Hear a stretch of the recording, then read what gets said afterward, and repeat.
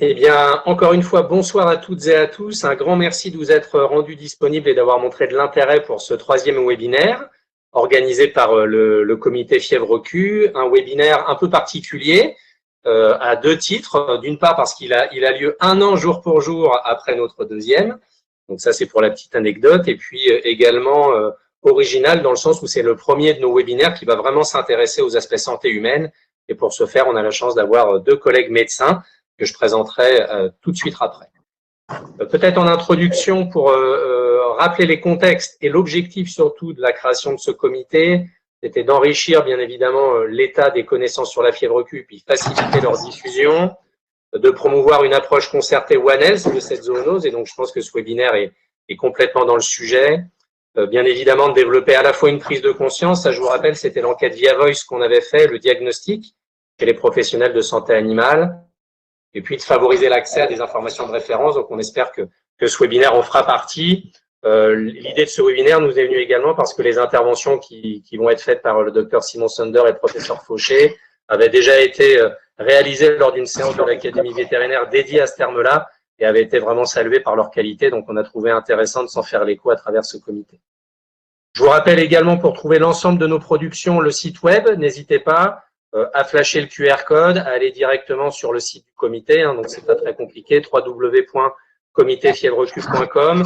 Je vous encourage à y aller dans la mesure où on a réalisé 2 nouvelles fiches qui sont disponibles au téléchargement à destination des vétérinaires, une sur l'intérêt, les indications et des analyses sur l'aide tank, c'est souvent des questions qu'on a, et puis une sur les prélèvements et les analyses lors de suspicion, lors d'avortement et les petits ruminants. La fiche existait chez les bovins, maintenant vous l'avez également sur les petits ruminants. Donc, je vous disais aujourd'hui, 3e webinaire. Le premier avait eu lieu en 2021, période des confinements. C'était déjà loin, mais c'est pas si loin que ça. On était sur le clinique, l'impact clinique, le diagnostic, la maîtrise de la fièvre Q. L'an dernier, à la même date, on était sur les impacts économiques de la fièvre Q. On s'était notamment fait l'écho d'une application co-développée notamment au sein du comité pour évaluer l'impact de la fièvre Q, avec à chaque fois près de 200 participants. Je vous rappelle que la FAQ, la foire aux questions, qui était issue de ces 2 webinaires, est toujours disponible au téléchargement sur le site, donc n'hésitez pas. Et donc aujourd'hui, on a donc un webinaire dédié à la fièvre Q et la santé humaine. Donc comme je vous le disais, avec 2 confrères médecins. D'abord le docteur Simon Sunder, qui est infectiologue, qui travaille au service des maladies infectieuses et tropicales du centre hospitalier de Niort. Il va nous faire part de son expérience sur la gestion d'épisodes cliniques, notamment en lien avec des troupeaux caprins, mais pas que, vous verrez.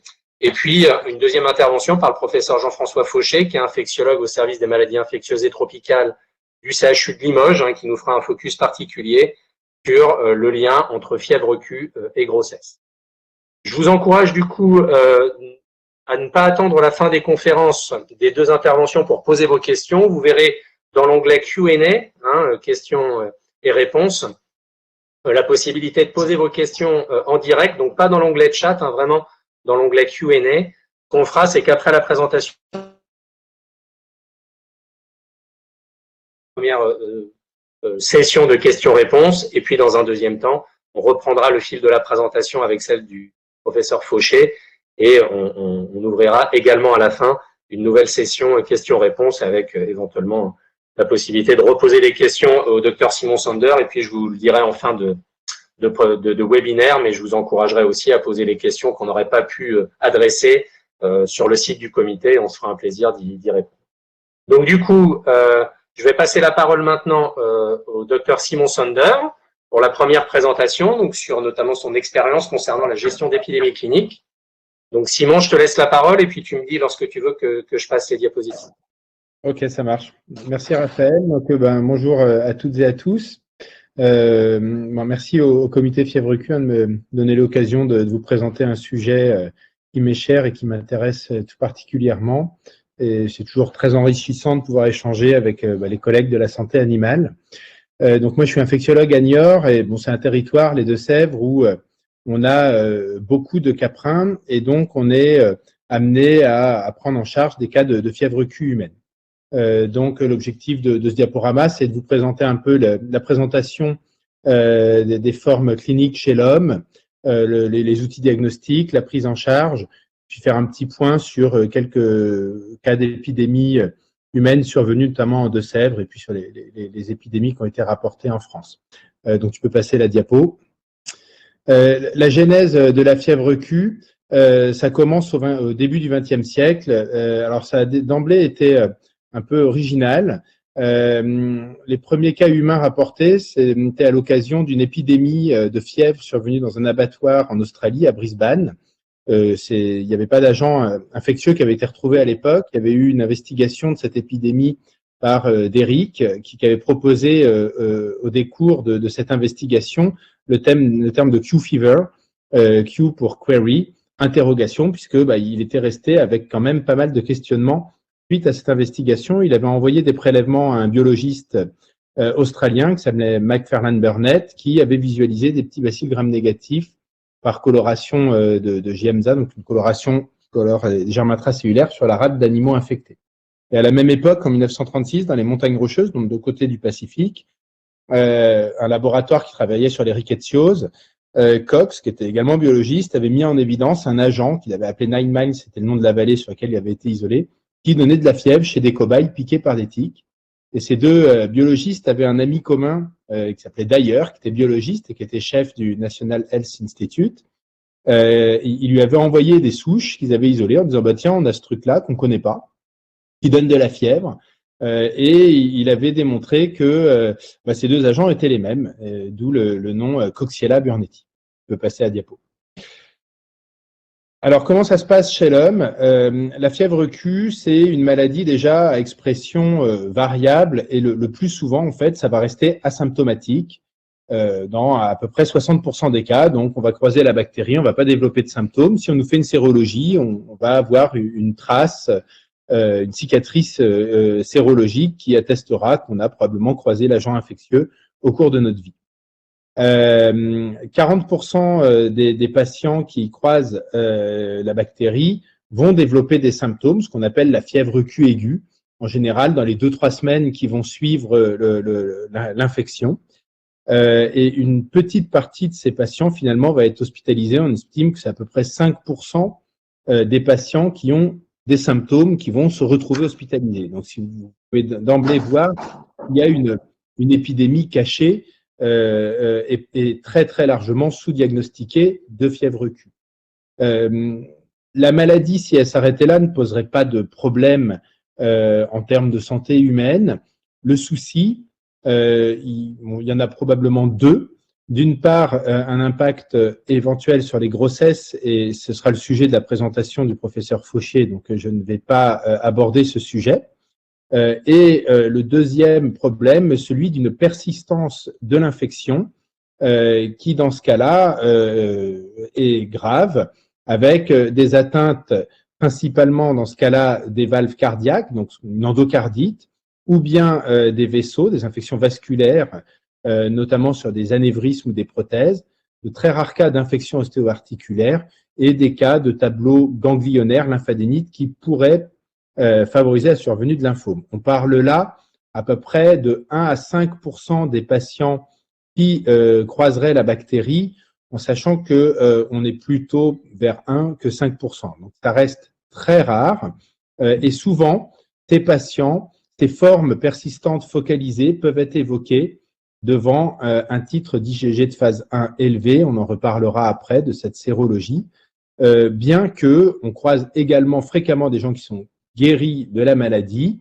mais qui ont également des titres de phase 1 élevés en IgG, des patients qui vont avoir une hyperactivité immunitaire suite à l'infection, mais qui pour autant seront guéris.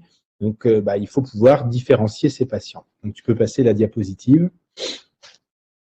Donc, cette fièvre Q aiguë, je vous l'ai dit, elle survient dans les 2-3 semaines qui suivent l'infection par la bactérie.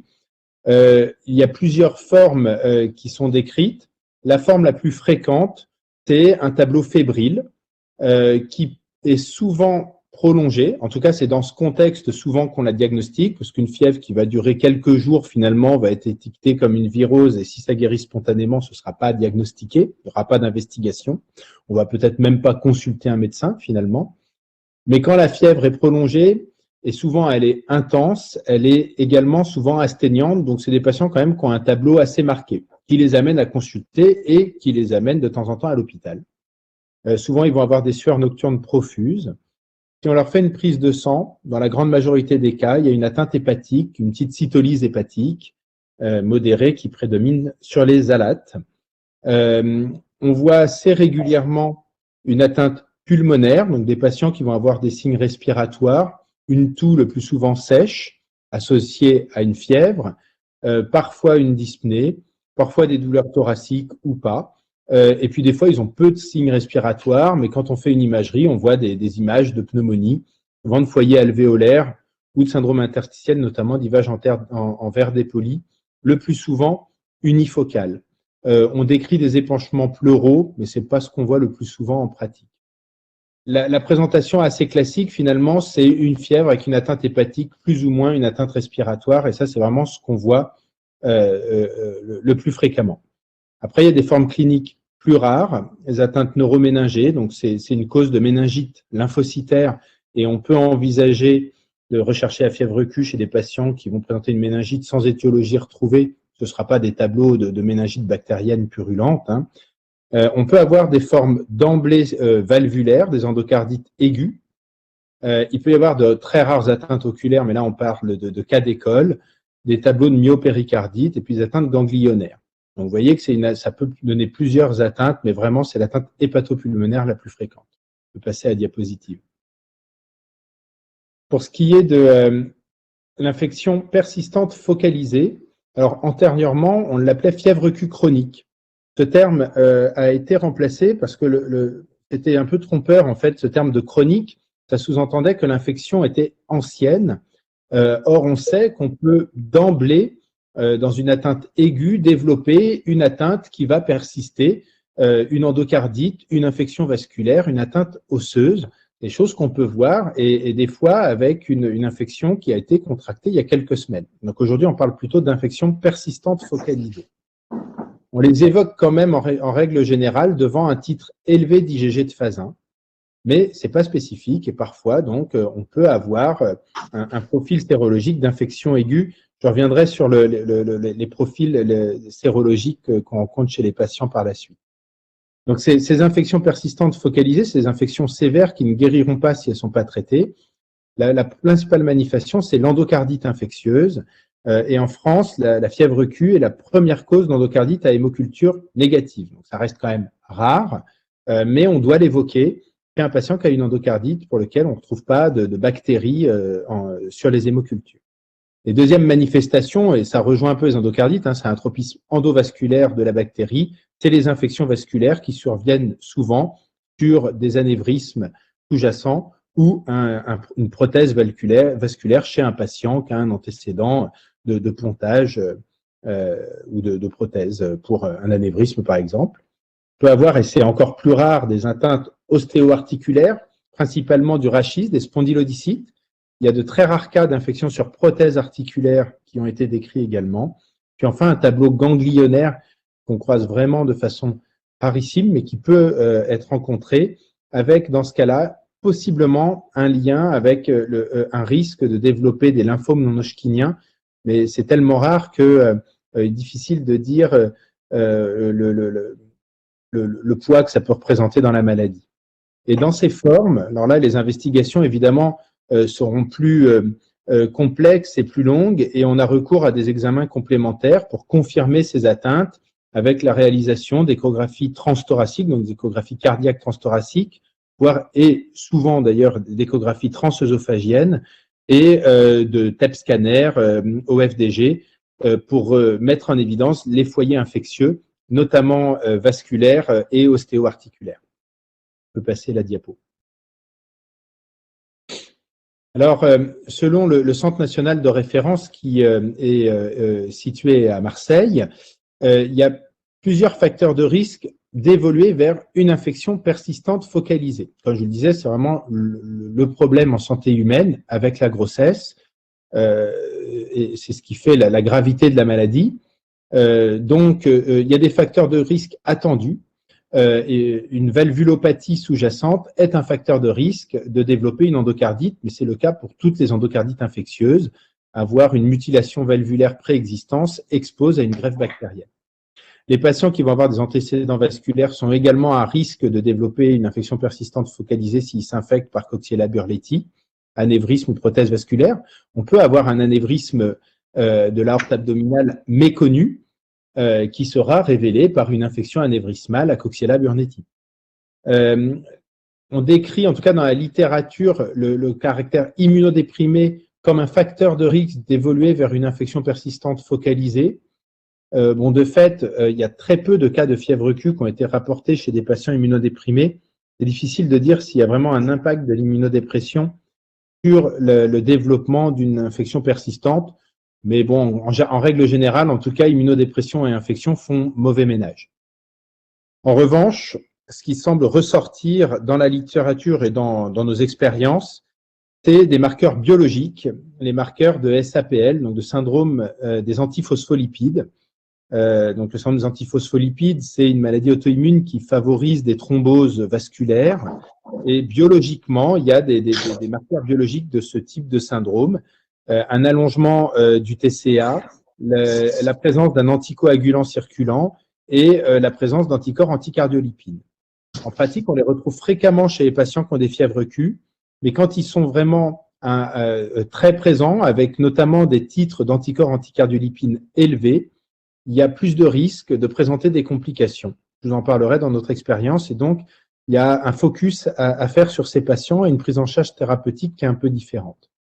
Le sexe masculin est lié à un surrisque d'infection persistante focalisée. Il y a probablement un caractère protecteur des oestrogènes. Et enfin, l'âge semble lié au risque d'IPF.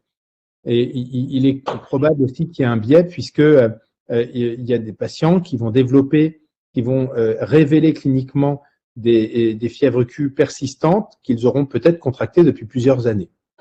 On peut passer la diapo. Je ne parle pas de la grossesse, ce sera abordé par le professeur Fauché. Pour ce qui est des outils diagnostiques, alors la biologie standard, elle nous aide. On va dire que ça, c'est plutôt pour le médecin généraliste ou l'infectiologue en consultation. Un patient qui arrive avec une fièvre, on va lui faire un bilan inflammatoire. Souvent, il y aura un syndrome inflammatoire biologique, en tout cas une CRP élevée. Les globules blancs, souvent, sont normaux. Mais on peut avoir une absence de syndrome inflammatoire et notamment dans des formes plutôt persistantes. Le bilan hépatique, il est souvent modifié avec une cytolyse, je vous en ai parlé, et on recherche les marqueurs de SAPL qui souvent sont présents. Tout ça, ça nous oriente, en tout cas, on va se dire, tiens, il y a ça, ça nous fait évoquer une fièvre Q. Ensuite, c'est la sérologie qui permet de confirmer le diagnostic. Alors, cette sérologie, elle est particulière. On va cibler la réponse immunitaire vis-à-vis de deux types d'antigènes, les antigènes de phase 2 et les antigènes de phase 1. Dans un premier temps, chez l'homme, la réponse immunitaire, elle est dirigée contre les antigènes de phase 2. Donc, si vous avez croisé la bactérie il y a quelques semaines, vous allez d'abord développer des IgM de phase 2, puis des IgG. Et si l'infection remonte à un peu plus de temps, on va voir apparaître également des anticorps de phase 1, d'abord des IgM, puis des IgG de phase 1. C'est pourquoi, quand on a des IgG de phase 1 élevés, on peut penser qu'on a croisé la bactérie il y a déjà pas mal de temps, et peut-être qu'elle est persistante, et donc ça peut faire suspecter une infection persistante focalisée. On a des titres qui doivent nous faire tiquer. Un titre à plus de 800 pour le CNR ou supérieur ou égal ou 1024e pour les autres kits sérologiques. On peut passer. Puis il y a la PCR, la biologie moléculaire, qui nous aide. Alors on l'utilise moins qu'en santé animale, mais en tout cas, on peut l'utiliser notamment dans le sérum. Et une PCR positive dans le sang, alors on peut le voir dans une fièvre Q aiguë, mais quand même, ça doit faire tiquer également et on doit se poser la question d'une infection notamment endovasculaire, une endocardite ou une infection valvulaire. Et puis cette PCR, on peut aussi la faire sur des biopsies tissulaires, notamment les valves cardiaques, les anévrismes, les tissus osseux, par exemple. Et souvent, c'est dans ce cadre-là, en fait, qu'on diagnostique la fièvre Q.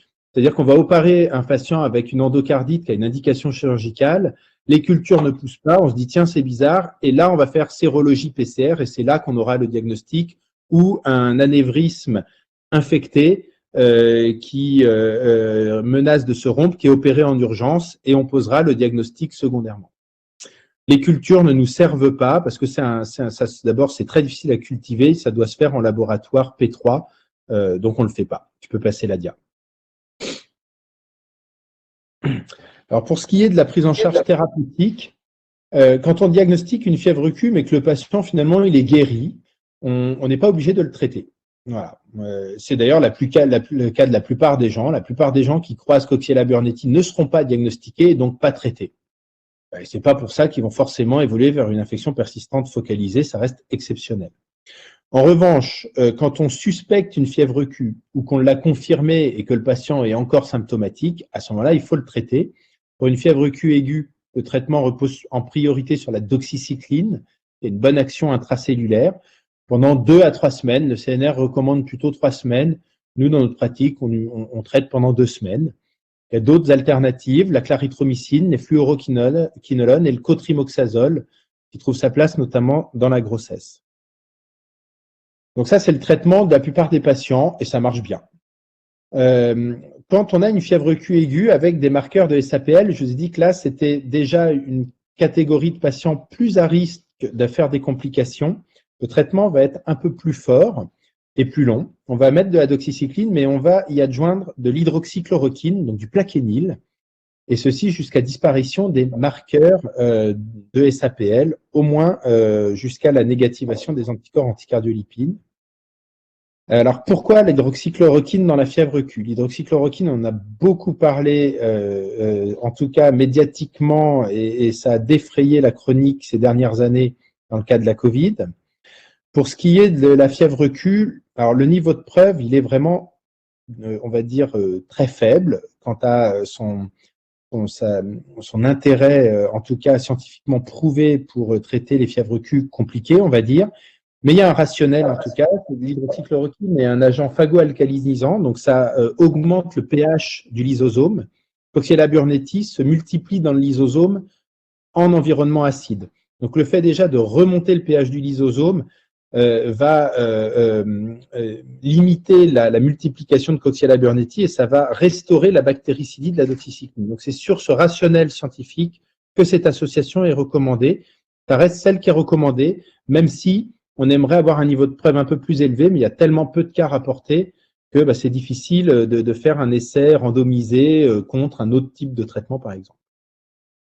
Pour les formes persistantes focalisées, doxycycline plus hydroxychloroquine pendant 18 à 24 mois. Donc vous voyez que là, déjà, c'est des durées de traitement très prolongées. La doxycycline n'est pas toujours bien tolérée, photosensibilisant. Quand on traite quelqu'un qui professionnellement est amené à être en extérieur, ça peut être très difficilement vécu, voire empêché de sortir. C'est très variable d'une personne à l'autre, la réaction à la doxycycline, mais ça peut vraiment être source d'une grosse gêne. Et qui a pu faire polémique à un moment, ce qui est moins pratiqué aujourd'hui, et quand on a une fièvre Q aiguë, avec un facteur de risque d'évolution vers une infection persistante focalisée, notamment quand il y a une valvulopathie. Je vous ai dit que la valvulopathie pouvait faire le lit de l'endocardite. Le CNR recommande de traiter les patients qui ont une fièvre Q aiguë et une valvulopathie pendant 12 mois par doxycycline hydroxychloroquine. Cette recommandation, elle est très débattue et en fonction des centres, pas toujours appliquée. En tout cas, nous, à Niort, on ne l'applique pas. On surveille les patients attentivement. Éventuellement, on va pousser les investigations. Mais pour mettre un traitement prolongé, il faudra quand même qu'on ait des billes, notamment à l'imagerie, ETO, TEP-scan, pour traiter pendant longtemps. Tu peux passer la dia. Et en 2013, d'ailleurs, le Haut Conseil de santé publique avait sorti des recommandations sur la prise en charge de la fièvre Q. Et il était spécifié que la pratique d'une échographie cardiaque systématique dans une fièvre Q aiguë n'était pas recommandée. Le CNR le demande pour identifier des patients à risque. En pratique, on ne le fait pas, toujours en tout cas. On le fait dans certaines situations, par exemple quand il y a des types de SAPL élevés. Et le bénéfice d'un traitement destiné à prévenir un passage en forme chronique ou persistante chez des patients qui ont une fièvre Q aiguë avec facteur de risque n'a pas été clairement démontré et en tout cas, il doit être discuté avec des spécialistes. Voilà ce qu'on peut dire. Donc, c'était l'objet d'une polémique quand même. On peut passer la diapo. Alors, sur les données épidémiologiques, la carte de gauche, c'est les cas humains de fièvre Q hospitalisés. C'est les données du PMSI, ça date déjà, c'était il y a 10 ans, c'était présenté à Tours. Et on voit que ça croise très bien en fait avec les répartitions des troupeaux d'ovins et de caprins en France. Donc bon, bah voilà, c'est logique, hein, c'est une zoonose. On parle de One Health. Là où la bactérie circule dans les élevages, bah, il y a des cas humains. On peut passer la dia. Alors, il y a eu plusieurs épidémies rapportées en France. On parle beaucoup de l'épidémie de Chamonix qui a eu lieu en 2002 parce que c'est la plus grosse en termes de cas humains, 132 cas qui étaient survenus lors de la transhumance des ovins, une période relativement touristique en plus. Il y a eu d'autres épidémies rapportées dans des abattoirs. Il y a aussi le cas des fermes où il peut y avoir des visites, donc des visiteurs qui viennent. Et puis, on a aussi des fois, vous savez, les parcs botaniques où il peut y avoir la petite ferme avec des chèvres. Il y a déjà eu des épidémies rapportées, des cas humains. Récemment, en Espagne, il y a eu des cas, 130 cas de fièvre Q humaine au Pays Basque espagnol, de personnes qui étaient allées dans une grotte sur 2-3 mois. Il y avait pas mal de chèvres dans les environs et qui, notamment, mettaient bas dans la grotte. Donc voilà, on peut passer la dia.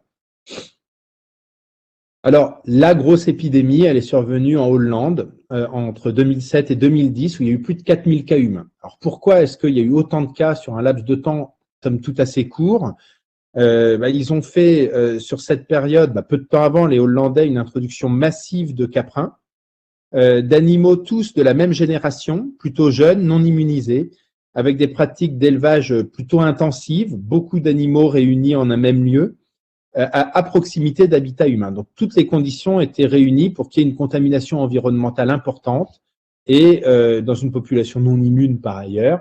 Et donc, il y a beaucoup de cas humains et ça a permis aussi de faire avancer un peu les connaissances parce qu'on a eu des travaux qui arrivaient de Hollande. À l'époque, la plupart des données venaient du CNR de Marseille. Donc, ça a permis aussi de voir un peu parfois d'autres façons de faire. Donc, pour nous, ça a été une source assez intéressante de données. Même si on ne peut pas toujours comparer ce qui se passe, parce qu'il y a probablement aussi des souches différentes qui circulent d'une région à l'autre, et donc l'impact en santé humaine peut être différent d'une région à l'autre, dans des régions plus de pneumonie, dans des régions peut-être plus d'impact sur les grossesses, etc. On peut passer la dia. À Niort, donc on voit des fièvres Q. Je vous ai représenté là entre 2010 et 2020 les fièvres Q humaines qu'on a diagnostiquées à l'hôpital. On a eu une épidémie en 2017 qui a fait l'objet d'une investigation par Santé publique France où on avait eu 19 cas survenus sur une période de quelques mois. On voit qu'il y a quand même une certaine saisonnalité à la survenue des cas humains, principalement en avril, mai, juin. Une période de mise bas des animaux, peut-être aussi des périodes où les conditions climatiques sont plus réunies. Il faut dire aussi que la géographie compte probablement. À Niort, on a peu de relief. Quand on monte dans le nord du département, en Gâtine, il y a beaucoup plus de relief, il y a moins de cas humains. Peut-être que la bactérie dissémine moins. Et puis, on voit aussi des cas un peu en automne. Tu peux passer la diapo. Et donc, voilà, on avait eu cette épidémie en 2017 où il y a eu vraiment 19 cas rapportés.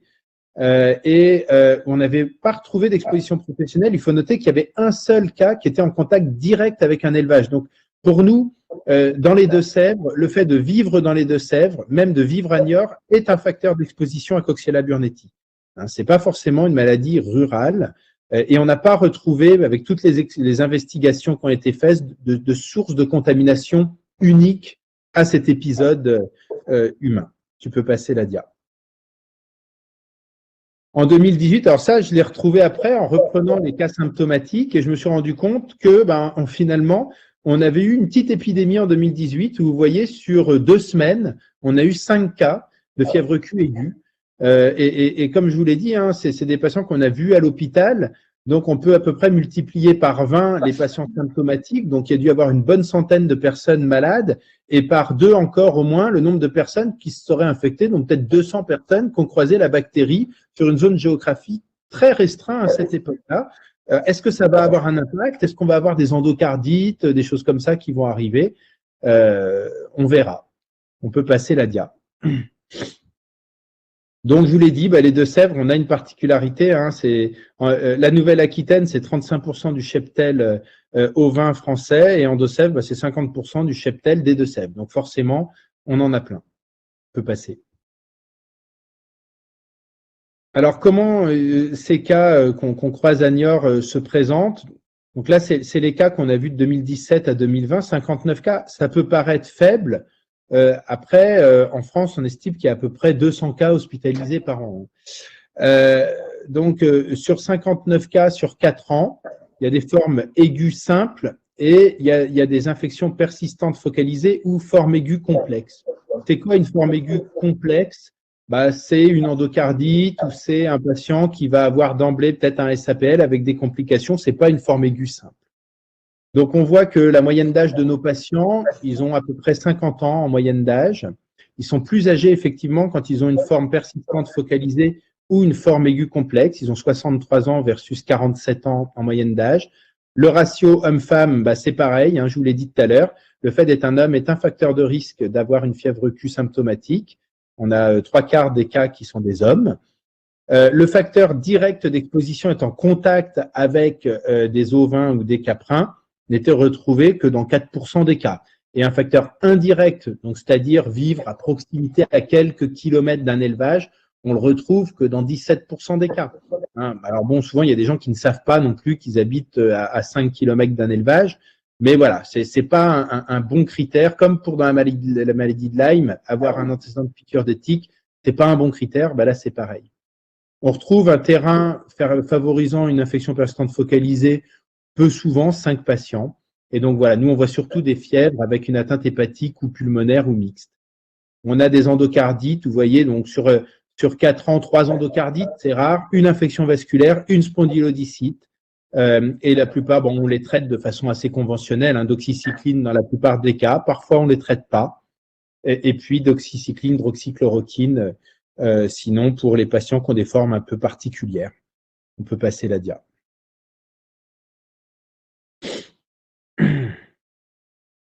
Comment ça évolue, ces fièvres Q aiguës? Dans la grande majorité des cas, l'évolution, elle est simple. Donc, 38 patients sur les 54 fièvres Q aiguës qui ont une évolution simple. Il y en a 8 pour lesquels on ne sait pas parce qu'on les a perdus de vue. En tout cas, ils ne sont pas revenus à l'hôpital.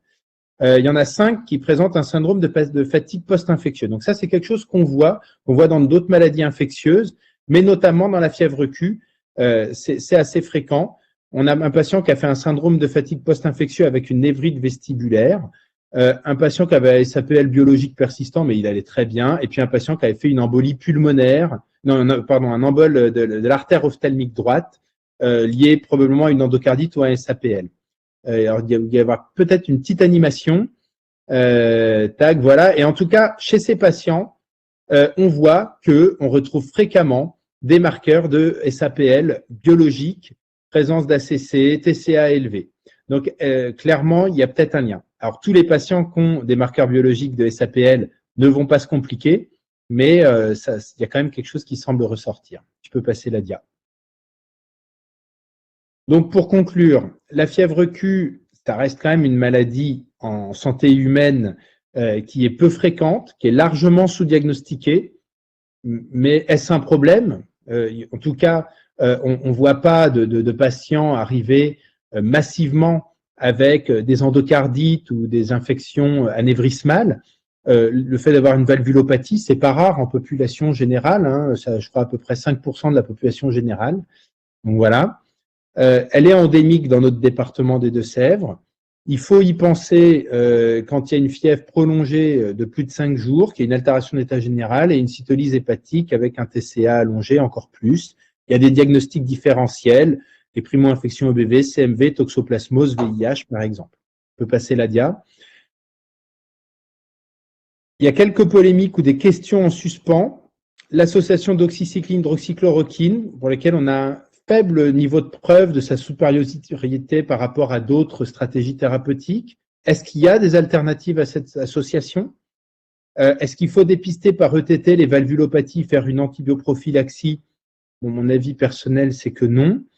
Quel est le risque réel quand on a un SAPL? Ça, oui, il y a un enjeu. L'impact sur la grossesse, le professeur Fauché va vous en parler. Nous, à Niort, en tout cas, voilà, on ne fait pas de TT systématiquement, on ne fait pas d'antibioprophylaxie ni de traitement prolongé, sauf s'il y a des marqueurs de SAPL à un titre élevé. Et dans notre expérience, en tout cas, les formes compliquées surviennent d'emblée. les patients qu'on a traités pour une fièvre Q aiguë et qu'on suit ne se compliquent pas au décours. Voilà. J'ai trouvé un papier récent où il y avait un patient qui avait été traité pour une fièvre Q aiguë qui 5 mois plus tard avait fait une endocardite. C'est une rareté. Et en tout cas, on les surveille, ces patients, et ça se passe bien. Voilà ce que je voulais vous dire sur ce laps de temps. Merci beaucoup. Merci beaucoup, Simon, pour cette présentation extrêmement claire. Du coup, j'arrête mon partage quelque temps. Peut-être pour accueillir déjà un premier round de questions. Donc, Simon, je vois une première question. Pensez-vous que certaines souches puissent être plus virulentes que d'autres? La souche Guyana, par exemple. Et est-ce que l'expression clinique est différente d'une souche à l'autre? Avec un tropisme, par exemple, peut-être plus marqué pour un tissu plus qu'un autre? Oui, probablement. Alors, c'est des données que le CNR en a, mais elles ne sont pas publiées. Pour la souche Guyana, oui. En tout cas, un tropisme pulmonaire, c'est certain, puisqu'en Guyane, je vous en ai pas parlé, le temps ne nous le permettrait pas, mais il y a un clone circulant qui vraiment entraîne des atteintes pulmonaires. En Guyane, il y a une incidence de la fièvre Q qui est à peu près à 35 pour 100 000. En France, en métropolitaine, on est à peine à 1 pour 100 000. C'est la première cause de pneumopathie bactérienne en Guyane. Et on voit en pratique qu'en fonction des régions, il y a peut-être plus d'atteintes pulmonaires, plus d'atteintes hépatiques, peut-être plus d'endocardite. Donc voilà, donc il y a probablement un phénomène lié au clone qui circule régionalement. D'accord, merci beaucoup. Une autre question qui demande s'il faut conseiller un dépistage sérologique aux personnes qui travaillent dans des cheptels qui auraient été déterminées comme touchées, infectées par la fièvre Q. Voilà. Est-ce qu'il faut un dépistage? Si oui, un seul, plusieurs, à quel intervalle? En l'absence de symptômes, sincèrement, je pense pas. On va dire que un professionnel qui pourrait présenter un facteur de risque ou une femme, le professeur Faucher parlera sur ce point d'interrogation de la grossesse, ça peut être utile de connaître son statut sérologique. Ce que je vous ai pas dit, c'est que on considère que la fièvre Q chez l'homme est une maladie immunisante. Donc, on ne voit pas, en tout cas, on n'a pas rapporté de cas de personnes qui auraient fait 2 fièvres Q au cours de sa vie. Et nous, dans une région où vraiment la coxiale circule, on ne voit quasiment pas de fièvre Q chez des éleveurs. Et les rares fois où on en voit, c'est des jeunes éleveurs. Et on n'en voit pas chez les vétos non plus, ou chez des jeunes vétos qui n'auront pas encore été immunisés. Donc, faire une sérologie, probablement, on connaît les taux de séroprévalence chez les éleveurs dans des régions de forte circulation, ils sont très élevés. Donc, elle sera probablement positive si on est dans la profession depuis plusieurs années. Super. Merci beaucoup de cette réponse. Du coup, une autre question qui soulève la question de savoir s'il y aura un lien épidémio-démontré avec l'alimentation. Alors, j'imagine que c'est peut-être par rapport à la consommation de produits laitiers, par exemple, ou un lien avec l'environnement agricole en général. Alors après, la différence entre les deux n'est pas facile à faire.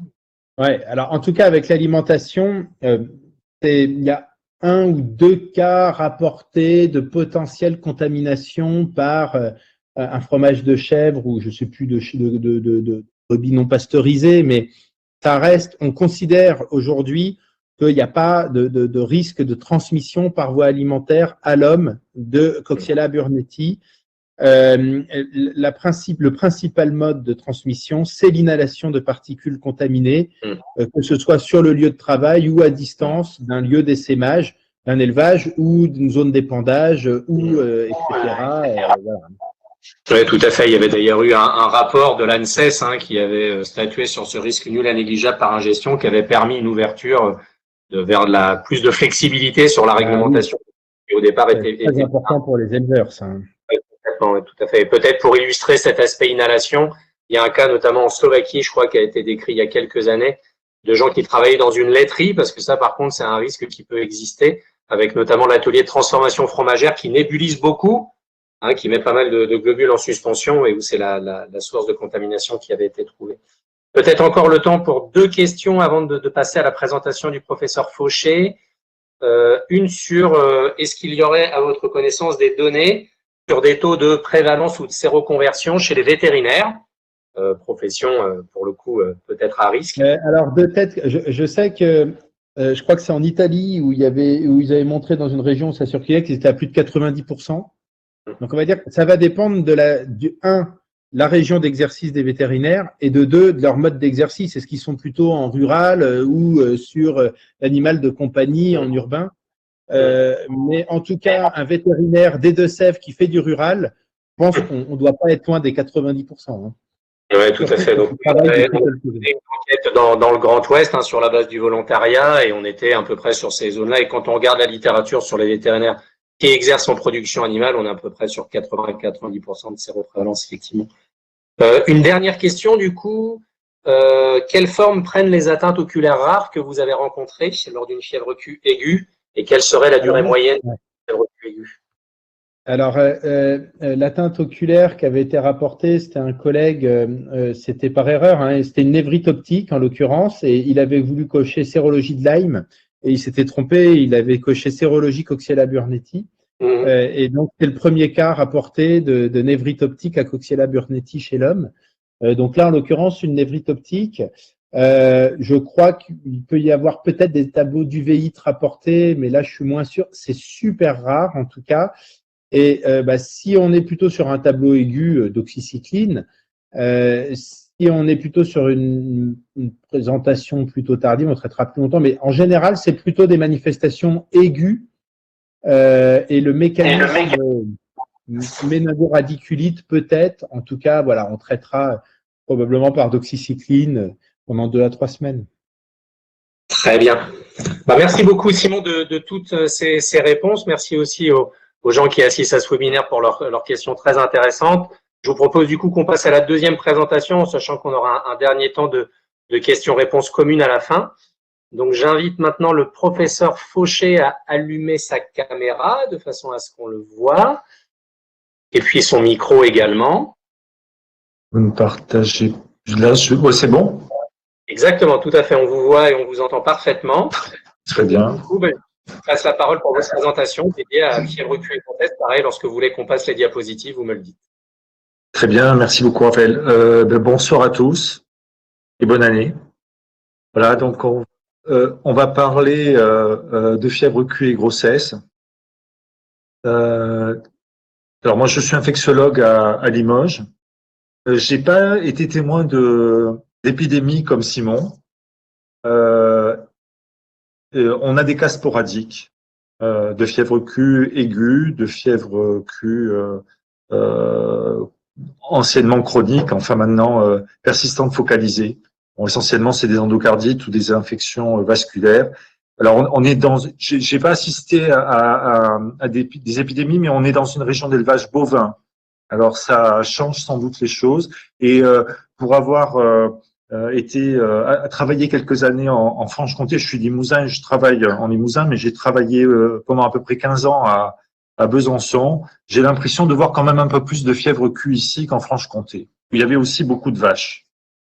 Mais où apparemment, il y a moins j'ai vu sur la carte là qui concerne la médecine vétérinaire, il y aurait moins de cas de fièvre Q dans le cheptel des Montbéliardes. Diapositive.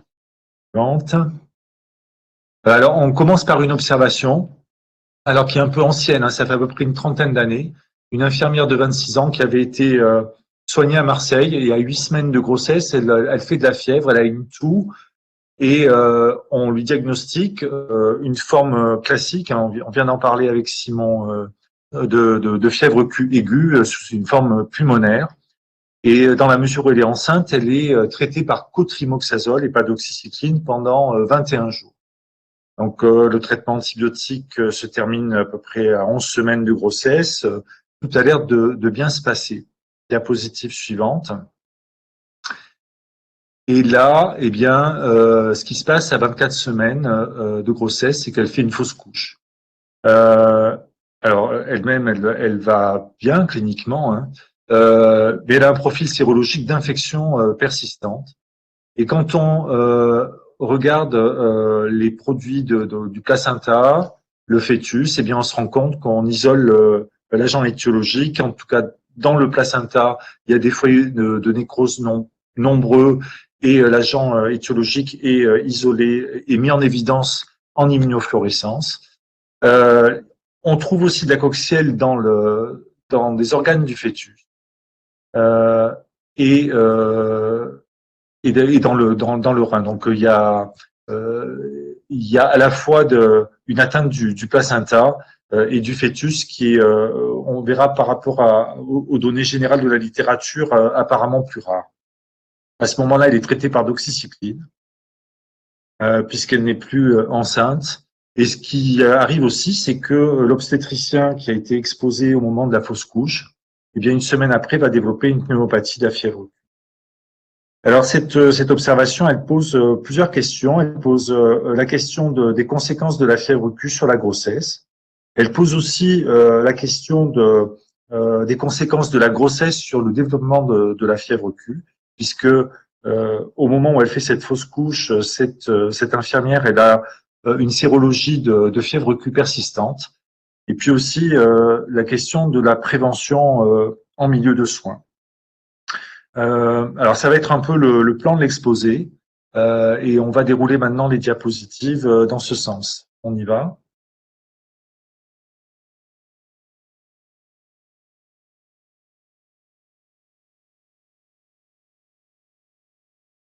Voilà. Bon, donc, ouais. Très bien, voilà, très bien, mais ça me va. Donc, en complément de cette observation, on dispose de pas mal d'observations de la littérature sur des tableaux fébriles associés à une fièvre Q aiguë, suivis par des morts fœtales et associés à des placentites. Ici, donc, il y a un papier qui était sorti en 1995 qui relatait 22 observations, seulement 2 enfants qui sont nés viables et un peu plus de la moitié des placentas ont pu être étudiés et la majorité d'entre eux étaient infectés par l'agent de la fièvre Q. À côté de ces tableaux de fausses couches, il y a eu aussi des observations en lien toujours avec des placentites, d'hématomes rétroplacentaires observés au début du 3e trimestre de la grossesse, avec des enfants qui sont nés viables et la mise en évidence aussi de Coxiella burnetii sur le placenta. Diapositive suivante.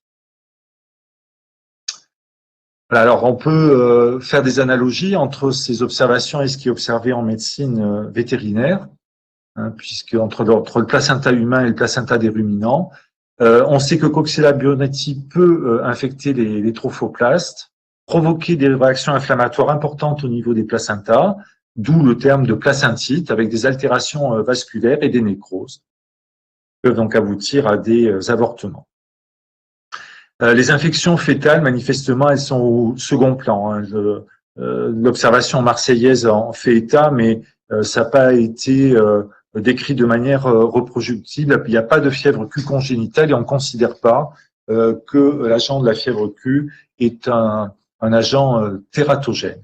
Alors, ce qui est admis, je dirais, sur la base d'observations et a été écrit par des experts, c'est que les fièvres Q aiguës qui surviendraient pendant le 1er trimestre de grossesse seraient plutôt responsables de fausses couches, et les fièvres Q aiguës symptomatiques qui surviendraient après, un 2e et 3e trimestre de grossesse, plutôt responsables de prématurité.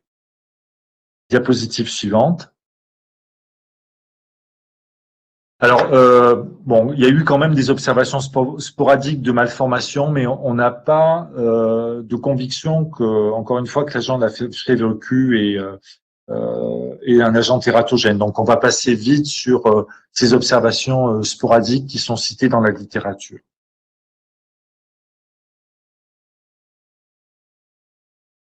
Alors, on l'a dit, la très grande majorité des infections, elles sont asymptomatiques. Et à côté de ce qui se passe chez ces femmes enceintes qui ont la malchance de faire une fièvre Q aiguë symptomatique, eh bien, on peut se poser la question des conséquences que pourraient avoir des infections asymptomatiques pendant la grossesse. Et là, on dispose pour traiter ce chapitre potentiellement plus important, hein, puisqu'encore une fois, la grande majorité des infections sont asymptomatiques, de données observationnelles. Et là, on a des données de femmes enceintes qui proviennent de 2 cohortes, d'abord de Marseille et puis des Pays-Bas, avec l'épidémie dont a parlé Simon. Des femmes chez qui on a une sérologie positive de la fièvre Q et qui n'ont pas été traitées, qui n'ont pas reçu cette antibiothérapie par le cotrimoxazole qui est recommandé pendant la grossesse. Et on est frappé par la différence de fréquence qu'il y a entre ces 2 séries, hein, puisque vous voyez que dans le groupe non traité à Marseille, la majorité d'un petit nombre de cas, hein, 12, a une issue défavorable de grossesse. Alors ça peut être une fausse couche, ça peut être une prématurité, et une prématurité dans la majorité, ou des menaces d'accouchement prématurées. Aux Pays-Bas, vous voyez que la fréquence sur un effectif plus important est nettement plus faible. Alors, est-ce que c'est des différences de méthode de recueil des données? Est-ce que c'est des virulences qui sont différentes dans les 2 bras, mais dans les deux sites? En tout cas, on est frappé par la différence de fréquence des issues défavorables de grossesse chez des femmes qui ont une sérologie positive et qui n'ont pas reçu d'antibiothérapie.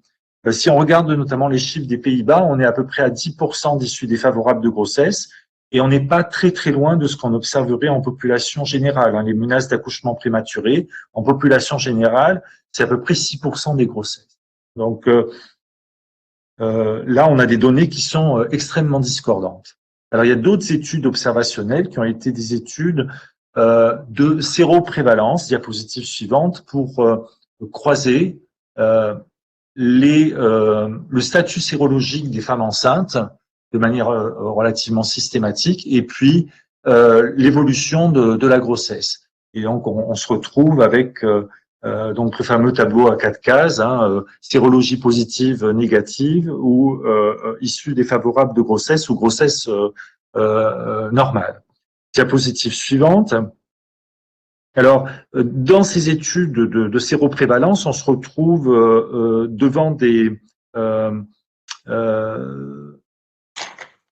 phénotypes épidémiologiques qui sont très variés. Alors, j'ai mis cette diapositive qui revient donc sur ce dont on a parlé tout à l'heure au moment des questions, hein, qui est l'extrême variabilité du taux de prévalence d'une sérologie de la fièvre Q selon diverses caractéristiques. Alors ici, ce sont les caractéristiques occupationnelles, je dirais professionnelles. Vous voyez que ça, c'est un papier qui a été fait, c'est dans l'ouest de la France, hein, et donc Raphaël en a parlé tout à l'heure, avec les vétérinaires qui ont un taux de séroprévalence qui est majeur, les éleveurs un peu plus bas, et puis des taux de séroprévalence plus faibles selon dans la population de la région, mais qui est moins exposée directement au bétail. Quand on regarde les études de séroprévalence, ben, on va aussi se retrouver avec des femmes enceintes qui vivent dans des régions très différentes, avec des taux de prévalence relativement différents dans les populations, qui rendent je dirais l'analyse des données relativement difficile. Diapositive suivante. Alors cette littérature, elle est relativement abondante, hein, c'est juste, je veux dire, c'est le seul message de ce tableau. On va pas passer les données en détail. On va regarder les données des études de séroprévalence en France. La plus ancienne qui est en provenance de la région PACA.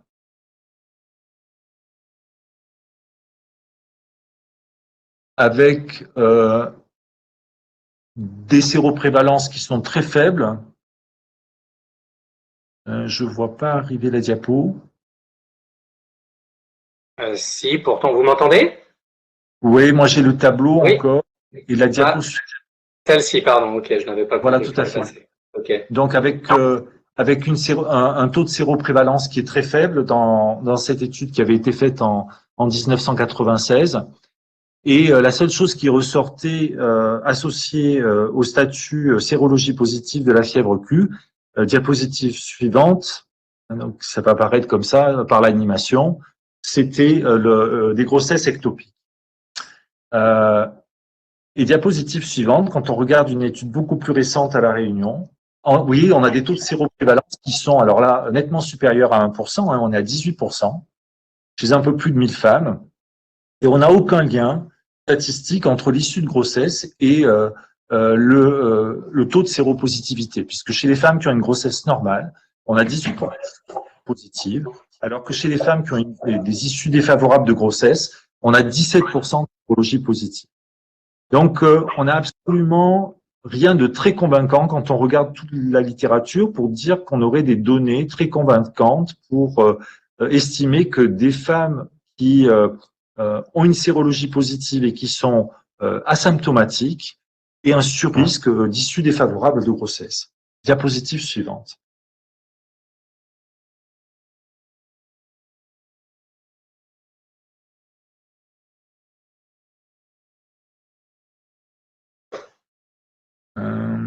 J'ai passé la diapositive. Normalement, on est sur l'absence de reproductibilité des résultats. Alors moi, je vois encore la diapo de La Réunion.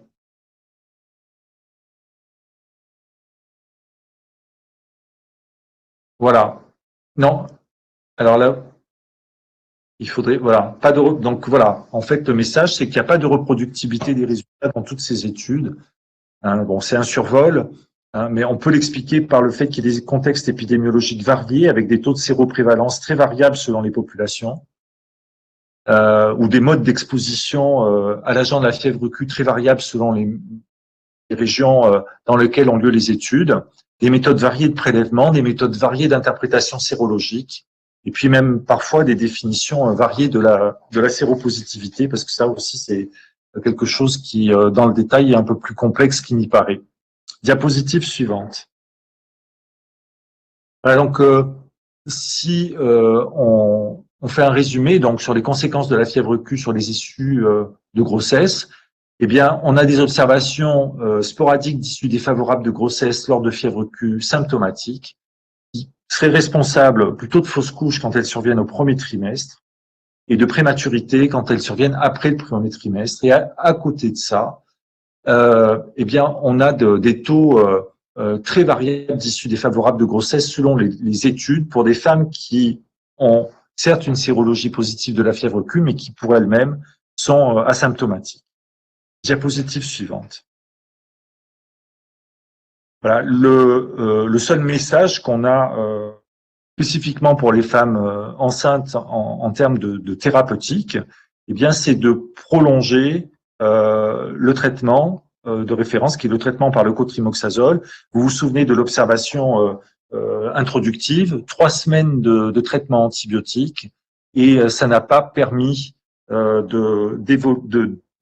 d'éviter ultérieurement la survenue d'une fausse couche. Donc, il est recommandé, c'est la HAS qui a émis cette recommandation, de traiter au moins 5 semaines et pour le CDC pendant toute la grossesse. Et nous, je dirais, c'est plutôt ce qu'on ferait si on identifie une fièvre Q aiguë symptomatique chez une femme enceinte. Eh bien, on aura tendance à la traiter jusqu'à la fin de la grossesse. Ce qui se discute, c'est ce qu'on pourrait faire comme antibiothérapie pendant le dernier mois de grossesse où il faut éviter les sulfamides. Donc ça, c'est un sujet annexe. Les macrolides ont été proposés en alternative au cotrimoxazole, mais on a moins de données pour son efficacité dans ce contexte. Diapositive suivante.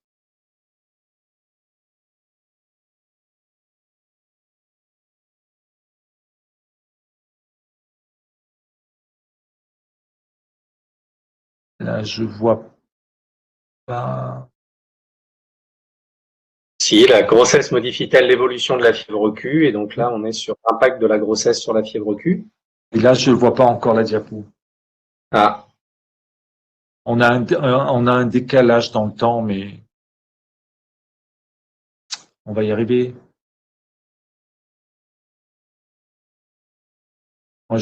Pour moi, le diaporama reste figé.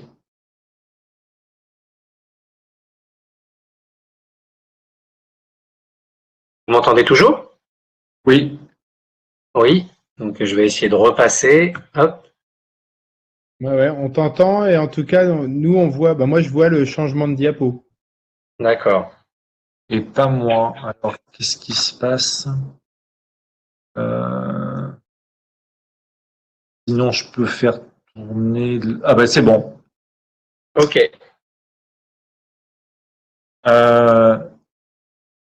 Donc, si on regarde donc l'impact maintenant de la grossesse sur la fièvre Q, là, bon, il y a des conclusions qui sont concordantes entre les deux grandes sources dans la littérature qui sont les Pays-Bas et Marseille pour dire que il y aurait un surrisque de fièvre Q persistante chez les femmes enceintes. Donc, on en revient à ce que Simon avait dit dans l'introduction, donc la grossesse qui fait partie des facteurs de risque d'évolution vers une fièvre Q persistante. Alors, au plan physiopathologique, ce qui pourrait expliquer ça, essentiellement deux choses. Il y a le climat hormonal de la grossesse qui pourrait favoriser, et on le sait, bon, même pour d'autres infections, des formes plus graves ou une certaine forme d'énergie immunitaire liée au climat hormonal. Ça, c'est une première possibilité. L'autre possibilité est que les trophoblastes peuvent être infectés par Coxiella burnetii. Et donc, il y a une sorte de sanctuaire supplémentaire dans le placenta qui pourrait aussi expliquer ce surrisque éventuel de fièvre Q persistante chez les femmes enceintes. Diapositive suivante. Voilà, et donc, qu'est-ce qu'on fait par rapport à ça? Eh ben, on va particulièrement vous l'avez bien compris, quand il y a une fièvre Q aiguë qui survient pendant la grossesse, on va traiter plus longtemps que d'habitude. Et en postpartum, on sera plus à l'aise pour explorer si la situation, si l'évolution clinique et sérologique le justifie, en faisant par exemple des examens d'imagerie dont on a déjà parlé dans le premier topo. Et puis, les experts, notamment ceux du CDC, recommandent de faire un suivi spécifique, mais sans préciser vraiment exactement lequel, de la mère en cas de grossesse ultérieure. Donc, l'idée, c'est une femme a eu au cours d'une grossesse une fièvre Q, et bien quand elle sera ultérieurement enceinte éventuellement, on regardera de très près au début de la grossesse quel est son statut clinique, sérologique, pour la suivre au mieux et voir si on a des raisons à nouveau de lui prescrire des antibiotiques pendant cette grossesse ultérieure. Diapositive suivante.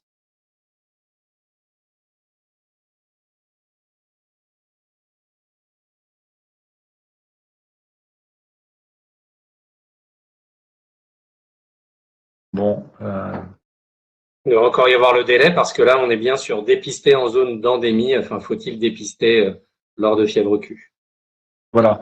Avec donc la question subsidiaire du dépistage, c'est est-ce que ça vaudrait le coup de traiter une femme qu'on détecte séropositive, qui pour elle-même est asymptomatique et qu'on dépisterait positive pendant la grossesse. Moi, je suis toujours sur ma diapo de risque accru de fièvre persistante. Là, je parle sur la base de la connaissance de mon diaporama, mais est-ce que c'est bien l'écran que vous voyez? C'est pas, vous n'avez pas réouvert votre présentation à côté? Vous n'êtes pas. Non. C'est votre visage. Là, je repasse. Faut-il dépister la fièvre Q pendant la grossesse? Et là, je suis sur dépister en zone d'endémie. Bon, alors, effectivement, là, j'y suis. Et donc, avec un papier de Marseille qui plaidait plutôt pour le dépistage, ça c'était il y a quelques années, et avec donc une controverse dans la littérature, puisqu'il y avait eu une réponse pour dire qu'il y avait beaucoup de choses à revoir méthodologiquement dans ce papier. Alors, diapositive suivante. Donc, c'est une question qui a été posée de manière très frontale. Hein. Faut-il dépister la fièvre Q chez les femmes enceintes? Alors, on va regarder les données des Pays-Bas notamment, celle de Marseille à nouveau. Donc là, moi, je suis sur la diapositive avec le graphique et les nombres. Je ne vois pas encore.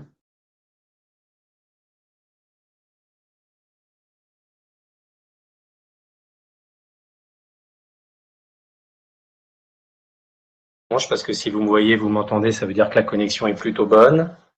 Ben oui, mais là, sinon après, moi, ce que je peux mettre, je peux désactiver, enfin, pas sortir de Webon.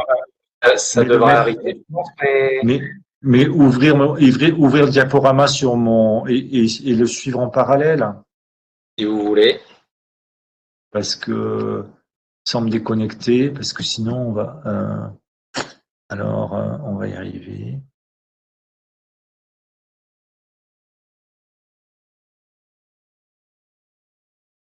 Ouais. C'est bon, donc j'ouvre mon PowerPoint dans mon bureau. Parce que là, ça devient quand même laborieux pour les personnes qui suivent.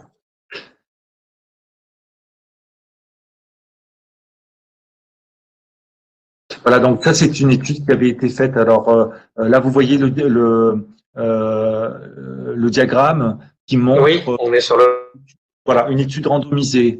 Donc, c'est l'étude néerlandaise qui a essayé d'aborder frontalement cette question. Donc, on randomise. Soit on va rien faire comme d'habitude, soit on va dépister la fièvre Q pendant la grossesse. Alors, eux, ils estimaient être en position de le faire parce qu'il y avait eu cette énorme épidémie aux Pays-Bas. Et donc, sous-entendu, donc si on dépiste une sérologie positive, eh ben on va placer des patientes sous cotrimoxazole. Alors, le gros problème qu'ils ont eu, et je ne sais pas si vous avez l'animation qui montre les ovales rouges sur le diagramme. Voilà. Ben, on a 80% des femmes qui veulent pas participer à l'étude, hein, parce que c'est quand même très compliqué d'expliquer à une femme enceinte, mais attendez, voilà, on tire au sort, et parce qu'on ne sait pas s'il faut dépister ou pas dépister, et puis donc vous voyez, on dit des tas de choses qui sont très angoissantes, et donc ça c'est un peu compliqué. Néanmoins, diapositive suivante, on a des données chez les femmes séropositives et chez les femmes séronégatives aux Pays-Bas pendant leur grossesse, avec des effectifs qui sont quand même importants, puisqu'on a 183 femmes qui sont séropositives. Et quand on regarde les issues défavorables de grossesse, eh ben, on n'a pas de surrisque chez les femmes séropositives par rapport aux femmes séronégatives.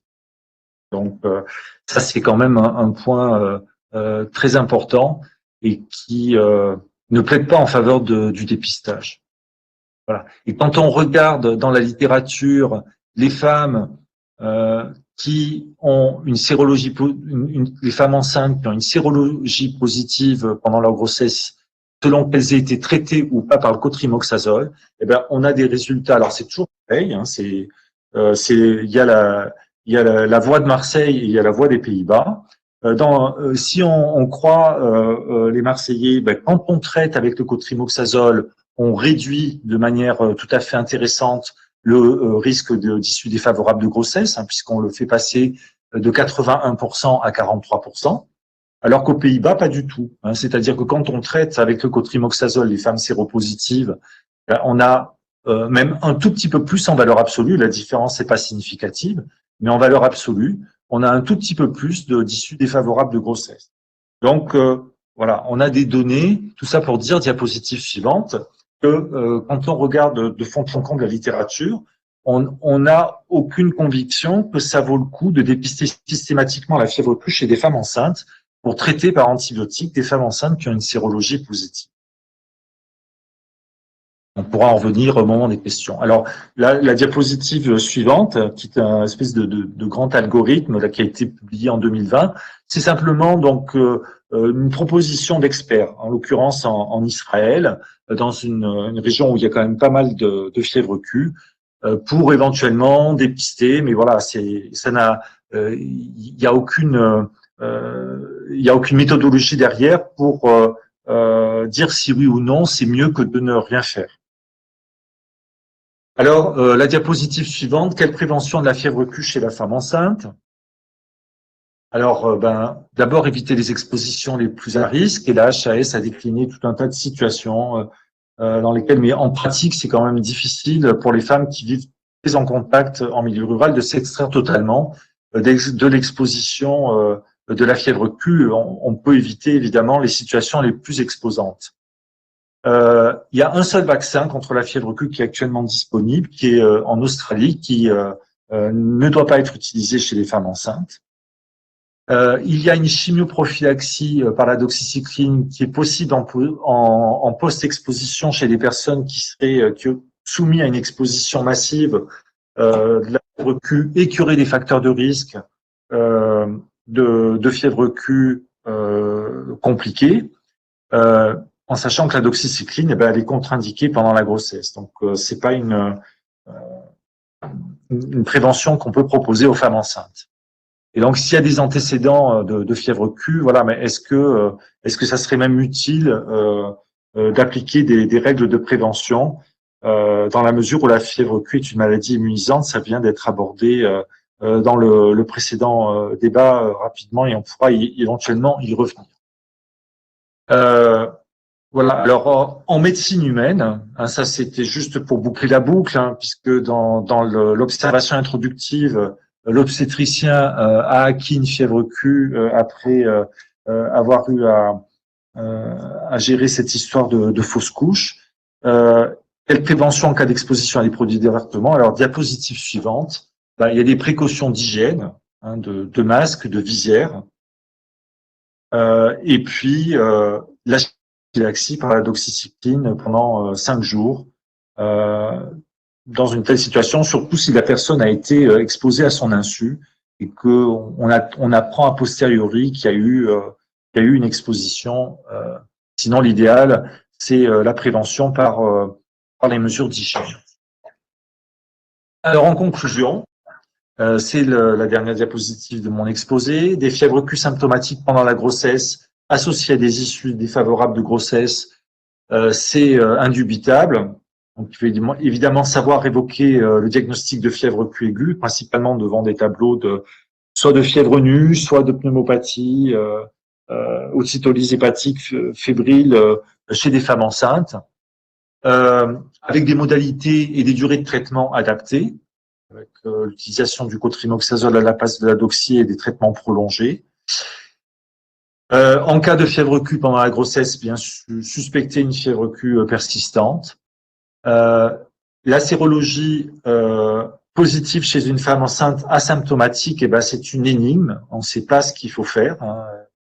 Et voilà, d'une certaine manière, voilà, on ne sait pas quoi en faire, puisque et de fait, il n'y a pas d'argument formel pour dépister les fièvres Q pendant la grossesse, puisque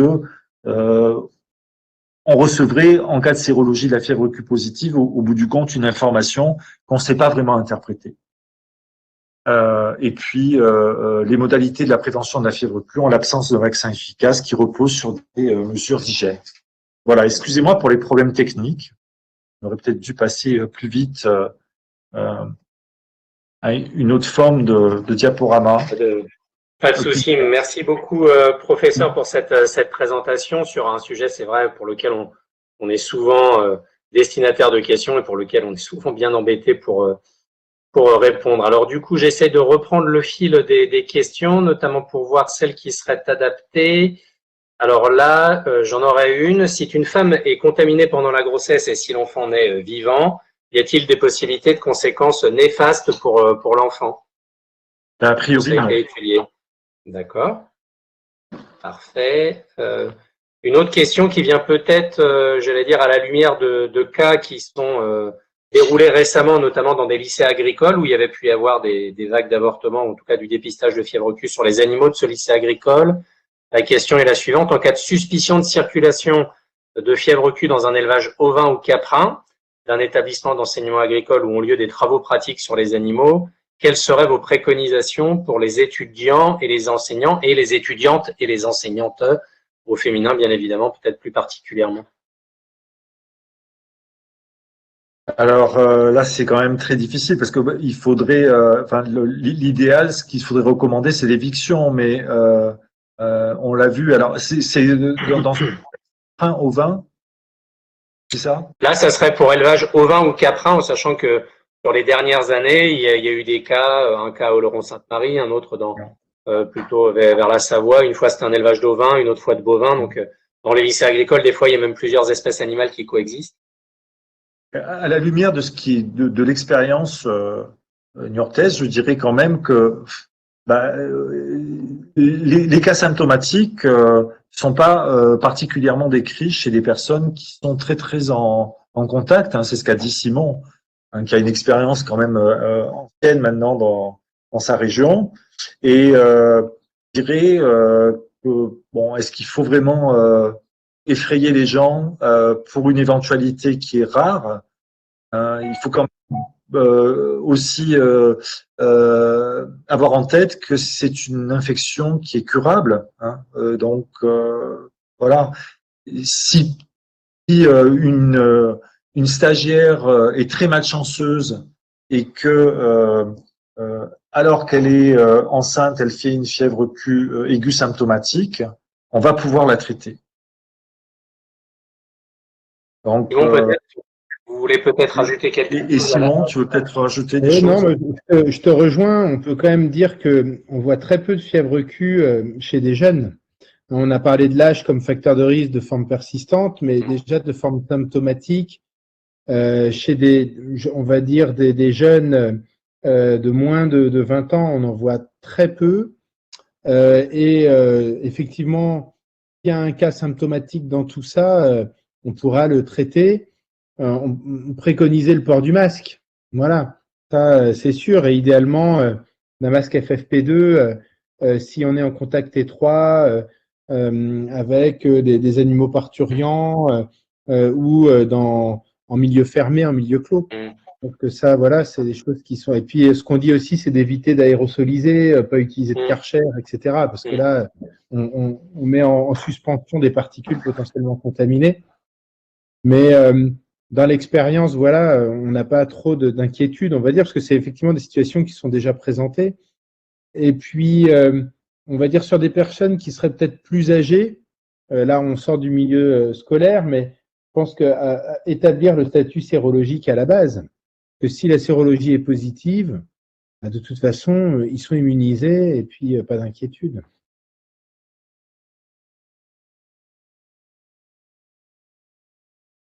Voilà. Ah, on est toujours en ligne? Je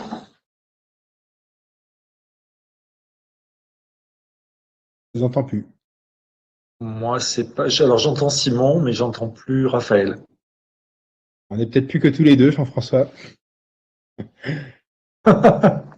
Bon.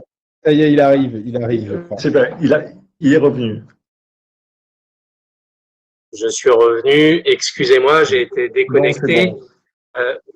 Et du coup, peut-être pour rebondir sur ce cas pratique, une question de quelqu'un dans le chat sur que penser de la recommandation de vacciner les animaux dans le cas des fermes pédagogiques, des lycées agricoles ou ouverts au public, comme les parcs botaniques, un peu dont parlait tout à l'heure Simon. En Australie, par exemple, c'est une obligation. Nous, dans les fiches du comité pour les élevages ouverts au public, c'est quelque chose qui nous semblait pertinent de recommander justement pour prévenir cette excrétion. Quelle serait votre position? Est-ce que vous trouvez que ça pourrait être une mesure pertinente? Moi, personnellement, en tout cas, ça m'est difficile de répondre à la question parce que, de fait, il faudrait voir ce que ça implique en termes de lourdeur de mise en place de la mesure. Bon, je pense que il y a eu des études qui ont montré qu'en tout cas, le fait de vacciner les troupeaux réduisait la sécrétion et donc l'exposition, la contamination environnementale. À quel rythme il faut renouveler la vaccination, le coût que ça entraînerait et finalement, si ça survenait, avec combien ça permettrait d'éviter de cas humains. Et moi, je suis bien incapable de répondre à cette question. Jean-François, de ton côté. Oui, c'est sûr, parce que les tenants, les aboutissants, ils sont énormes. C'est-à-dire, effectivement, c'est pas parce qu'on mesure comment se traduirait l'efficacité intrinsèque du vaccin chez l'animal sur la contamination humaine. C'est ça. Il n'y a pas de lien aussi direct que ça, et c'est très compliqué. Ouais. D'accord. Parce qu'encore une fois, c'est quand même une maladie assez peu, pas fréquente quand même. Hein. Du coup, une dernière question parmi les nouvelles. Est-ce qu'il y a, à votre connaissance, des critères précis pour définir qu'un cas de fièvre Q soit reconnu comme une maladie professionnelle, notamment pour des techniciens de laboratoire ou d'ailleurs de maladies professionnelles en général? Moi, j'ai jamais eu d'expérience. Je sais pas, toi, si. Moi, je n'ai pas été exposé à ça, mais on va dire, je pense que ça va se faire en lien avec la médecine du travail et puis l'infectiologue ou le médecin qui va avoir posé le diagnostic de la fièvre Q. Donc, ça repose quand même sur la médecine du travail, ça. Tout à fait. Donc, ça serait bien dans le tableau des maladies professionnelles, regarder s'il y a. Ça en fait partie, en tout cas. Mais oui, ça en fait partie. On va dire que ça va dépendre des conséquences, parce que, bon, je pense que c'est toujours bien. Je crois que ça, de toute façon, il y a un caractère rétroactif. Une fièvre Q aiguë qui va avoir été traitée sans séquelles, est-ce que ça vaut le coup de se lancer dans tout le caractère administratif d'une reconnaissance en maladie professionnelle qui va déboucher sur rien? Je ne suis pas certain. Par contre, un impact avec un syndrome de fatigue chronique post-infectieux marqué, prolongé, qui est responsable d'un arrêt, là, il y a un intérêt. Et il faut quand même souligner d'ailleurs que à partir du moment où une maladie est reconnue en caractère professionnel, on voit augmenter la prévalence des syndromes de fatigue chronique post-infectieux. Bon, c'est comme ça, mais… Et peut-être du coup, parce que finalement, je pense que la problématique pour les vétérinaires, elle est d'être confrontés au quotidien à l'infection. Ça, on l'a bien vu par la séroconversion, par la séroprévalence, par des situations à risque, notamment les prélèvements pour avortement, troubles de reproduction. Et du coup, on a une question d'un confrère qui dit, mais quelles seraient finalement les recommandations très pratiques à donner pour nos salariés vétérinaires, nos consoeurs, qui aujourd'hui représentent près de 80% des futurs vétérinaires dans les écoles, qui travaillent en production animale et qui seraient enceintes. En gros, quels seraient les conseils à leur donner pour prévenir le risque, même si ce risque est faible. Mais bon, la gravité de survenue serait difficile peut-être à assumer, quoi. Donc, quelles pourraient être les recommandations très pratiques? J'imagine que les questions qui sont derrière, c'est faut-il entre guillemets éviter toute visite avec les animaux d'élevage? Faut-il donc le dépistage sérologique, on a cru comprendre que c'était pas forcément facile à interpréter, donc c'était sans doute pas la mesure phare, mais voilà, comment prendre en compte ce risque pour les salariés vétérinaires femmes en production animale et qui seraient enceintes? Il y a une éviction de principe vis-à-vis de toutes les activités les plus exposantes. Et bon, j'imagine que toutes les activités d'élevage sont pas aussi exposantes les unes que les autres. C'est évident que si il y a un problème de fièvre Q dans un élevage, on va pas y envoyer une femme enceinte. Enfin, ça me paraîtrait totalement déraisonnable.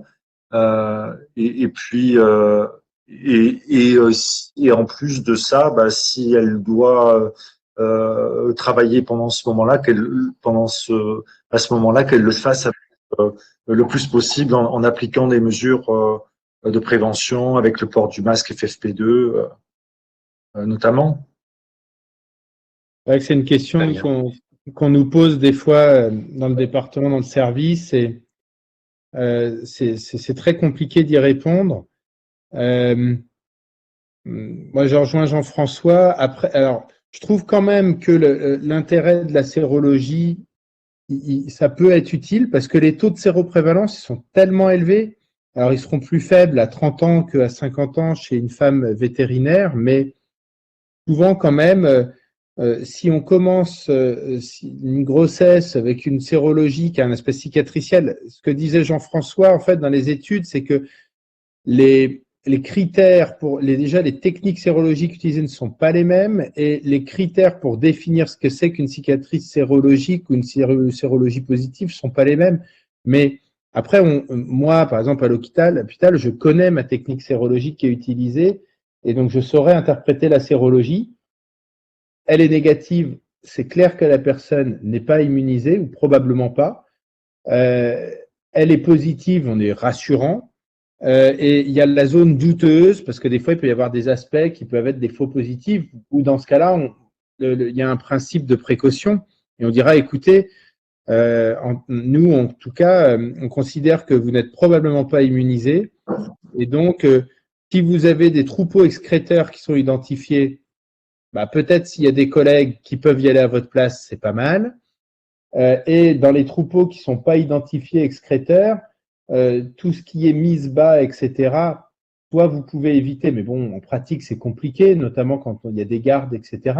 Au moins mettre un masque FFP2, des gants, etc., quoi. Très bien. Mais bon, ok. C'est compliqué parce qu'il n'y a pas de recommandation claire sur le sujet, hein, donc c'est un avis personnel. Hein.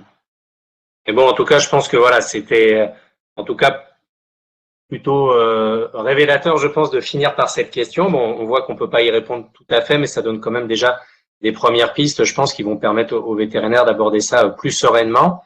Je voulais du coup en profiter pour vous remercier pour la richesse de vos interventions, la qualité de vos présentations, et puis remercier aussi l'ensemble des gens qui sont restés jusqu'au bout, qui ont posé ces questions très pertinentes. Si jamais vous avez des questions, des idées pour le prochain webinaire, n'hésitez pas à nous envoyer un mail à l'adresse qui est ci-contre, info@comitéfievrecu.com. Ne pas hésiter encore une fois à vous rendre sur le site du comité pour télécharger les informations déjà. Un replay sera disponible et vous sera mis à disposition très prochainement. Et puis, si vous avez d'autres questions qui n'ont pas pu être abordées ici, n'hésitez pas à nous les envoyer. Et en fait, on essaiera de rédiger, comme la dernière fois, un document qui recense un peu l'ensemble des questions auxquelles on a pu répondre lors de ce webinaire. Donc, encore un grand merci à tous. Merci Simon et merci professeur Fauché pour votre présence et vos interventions. Merci à l'ensemble des participants. Et puis, je vous souhaite une bonne soirée. Et puis, je vous dis à très bientôt pour le prochain webinaire et les prochaines actions du comité. Un grand merci à tous et puis bonne soirée. Merci beaucoup. Merci, vous aussi.